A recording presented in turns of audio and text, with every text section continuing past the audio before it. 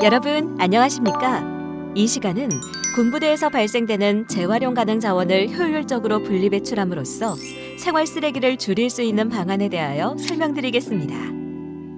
설명드릴 순서는 최근 생활 쓰레기의 발생 실태와 심각성 및 재활용 가능 자원 분리배출의 필요성과 분리수거 체계 개선 방안, 부대별 시행 과제 순입니다.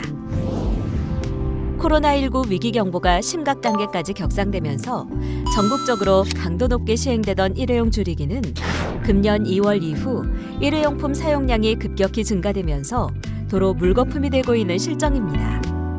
특히 위생에 대한 불안이 우리의 환경의식에 우선하면서 일회용 종이컵, 플라스틱 사용량이 크게 늘고 있고 재활용 가능한 일회용품도 종량제 봉투에 투기하는 등 많은 문제점들이 나타나고 있습니다. 그러나 이렇게 버려지고 있는 것들 중 재활용 가능한 폐자원은 환경적으로나 경제적으로 매우 중요한 가치를 지니고 있습니다. 먼저 우리가 매일 마시는 우유팩 200ml 20개는 화장지 한 롤을 생산할 수 있으며 이는 대대급 기준 연간 9,000롤의 화장지를 생산할 수 있는 양이며 우리나라에서 소비되는 캔류는 연간 54억 개로 이는 63빌딩 2개를 쌓아 올릴 수 있는 양으로 알루미늄 캔 1개를 재활용하면 60W의 전구 27시간 사용량의 전기를 아낄 수 있습니다. 유리병은 20에서 30회 재사용이 가능하며 깨진 병도 100% 재활용이 가능합니다. 3년간 버려진 유리병을 재활용하면 매립 비용 1,500억을 절감하고 재활용을 통해 600억 원의 경제적 가치를 얻을 수 있습니다. 끝으로 우리나라 석유 소비량 중 매년 13.6%가 플라스틱 생산에 쓰이고 있어 재활용 가능 자원의 분리배출이 얼만큼 중요한지 알 수 있을 것입니다. 그렇다면 이렇게 소중한 재활용 가능 자원을 우리 부대에서 어떻게 분리, 배출할 수 있을까요?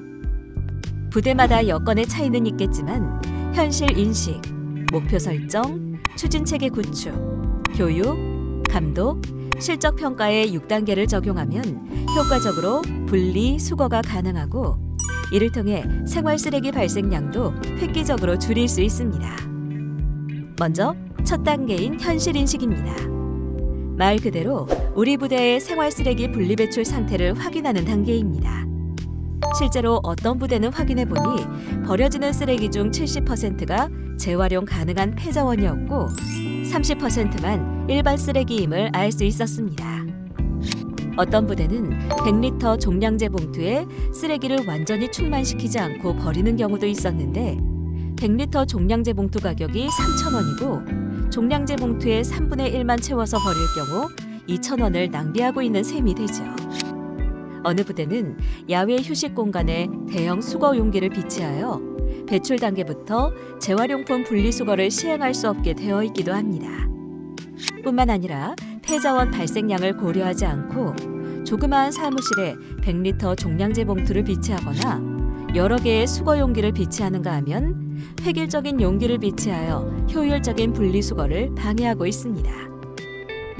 여러분, 이렇게 재활용 가능 자원과 생활 쓰레기를 버린다면 이것은 누가 어떻게 치울 수 있겠습니까? 이러한 사례를 근거로 우리 부대의 문제점을 명확하게 식별하는 것이 매우 중요합니다. 문제점이 식별되었다면 다음 단계는 내가 우리 부대가 얼마만큼의 쓰레기를 줄일 것인가 하는 생활 쓰레기 감량화 목표를 선정하는 것입니다. 아마도 부대별로 차이는 있겠지만 30에서 70% 수준의 생활 쓰레기는 줄일 수 있을 것으로 보입니다. 그래서 우리 부대는 감량 목표를 전반기 대비 50%로 설정하였습니다. 다음으로는 감량 목표를 달성하기 위한 첫 번째 단계로 생활 쓰레기와 재활용 가능 자원을 분리수거하기 위한 효율적인 수거 체계를 구축하는 것입니다. 수거 체계 구축의 핵심은 발생 원지인 생활관, 사무실 등과 중간 집화장인 중대급 수거장, 최종 집화장인 대대 분리수거장의 수거 체계를 일원화시키는 것입니다. 사무실에 비치하는 분리수거 용기의 표준 모델을 제시하였습니다. 쓰레기통에만 뚜껑을 설치하고 나머지는 뚜껑이 없습니다. 생활관이나 사무실의 분리수거 용기인데 최초 발생 지역은 발생량이 많지 않기 때문에 생활 쓰레기와 다양하게 배출되는 재활용 자원을 분리수거하기 위한 최소한의 용기만 비치하면 됩니다. 다음으로 중간 집화장입니다. 최초 집화장의 쓰레기와 재활용 가능 자원을 효율적으로 수거하고 수거된 용기를 최종 집화장으로 편리하게 이동시키기 위해 마대 등으로 수거하는 것이 효율적입니다. 다음은 최종 집화장입니다. 최종 집화장은 수거된 폐자원이 바람에 날리거나 비에 맞지 않고 차량에 적재될 수 있도록 비가림 시설, 바람막이 설치 등이 필요합니다. 이렇게 추진 체계가 구축되면 전 장병을 대상으로 수거 체계에 대한 교육이 필요합니다.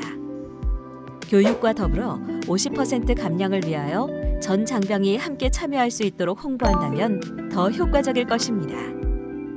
교육이 완료되면 수거 체계가 완전히 정착될 때까지 현장에서 감독하고 잘못되고 있는 분리수거에 대한 현지 시정이 필요합니다. 마지막 단계는 실적 평가와 분석으로 최초 설정된 목표가 달성되었는지를 확인하고 목표 달성을 위한 미흡 분야와 추가 보완 분야를 확인하여 다음 달에 추진토록 하는 것입니다. 위에서 제시한 6단계 과정이 최초 시행 단계에서는 다소 어려울 수 있으나 이것이 정착되면 그 효과는 상상 이상으로 커질 수 있습니다. 그 밖에 생활 쓰레기와 재활용 가능 자원을 효율적으로 분리 배출하기 위한 3가지 방안을 제시하면 먼저 사무실의 개인별 책상 위에는 개인 쓰레기만 수거 가능한 작은 쓰레기통을 비치합니다. 개인별 쓰레기통이 크면 쓰레기통을 재활용 가능 자원을 넣을 수 있기 때문에 결국 재활용 자원도 쓰레기로 처리되기 쉽습니다. 두 번째, 분리수거 용기는 접근성이 좋은 곳에 비치하고 가급적이면 용기의 뚜껑을 개방시켜 놓는 것이 좋습니다. 분리수거장이 구석진 곳에 있을수록 분리수거의 효율이 낮아지고 수거 용기가 닫혀 있으면 뚜껑을 열고 배출해야 하는 불편 때문에 분리배출이 효율적으로 이루어질 수 없습니다. 세 번째, 재활용 가능 자원의 부피를 축소해서 배출하는 것입니다. 플라스틱 물병, 캔 등은 완전히 압착시켜 배출하는 노력이 필요합니다. 이렇게 밀착하게 되면 3배에서 5배 정도의 부피를 줄일 수 있고 이는 최초 발생 단계부터 운반비를 3배에서 5배 정도 절감할 수 있어 매우 경제적입니다. 이와 같이 재활용 가능 자원의 분리배출 체계가 완전히 정착되면 친환경적 부대 조성과 이를 통해 안정된 부대 활동이 가능하여 사고를 예방할 수 있으며 내각 대금을 장병 복지에 사용할 수 있고 쓰레기 처리 예산도 절감할 수 있는 많은 장점이 있습니다. 각급 부대에서도 중대급 이상 감량화 목표를 선정하고 분리수거 체계 구축 등 행동화 가능한 것부터 찾고 실천하는 노력이 필요합니다. 여러분, 생활 쓰레기 분리배출은 우리 생활 속에서 실천해야 할 환경보전 활동의 최우선 과제입니다. 생활 쓰레기 분리배출과 수거 실태를 보면 그 부대 장병들의 환경보전 활동 수준과 장병들의 질서의식을 알 수 있습니다. 쓰레기 분리배출은 병영 생활의 모든 곳에서 전 장병의 참여를 요구하고 있고 각자의 역할에 충실할 때 달성이 가능합니다.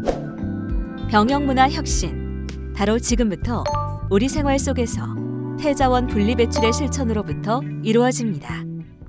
생활 쓰레기 분리배출에 우리 모두 동참할 것을 당부합니다. 감사합니다.